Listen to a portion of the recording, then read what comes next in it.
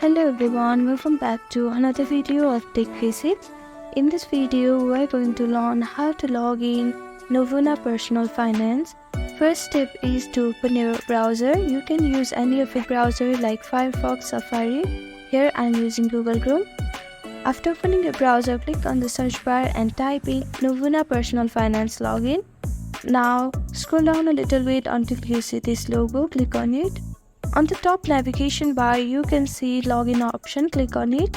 Now if you don't have an account yet, you can click on register and get started to create a new account.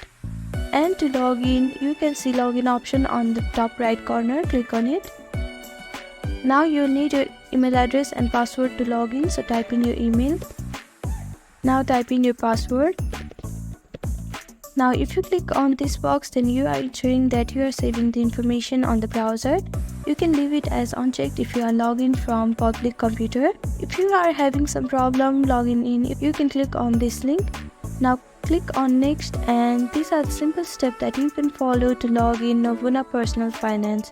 Thank you for watching this video. I hope this video was helpful to you. Please do like, share and subscribe to our channel, and don't forget to comment down below. Thank you.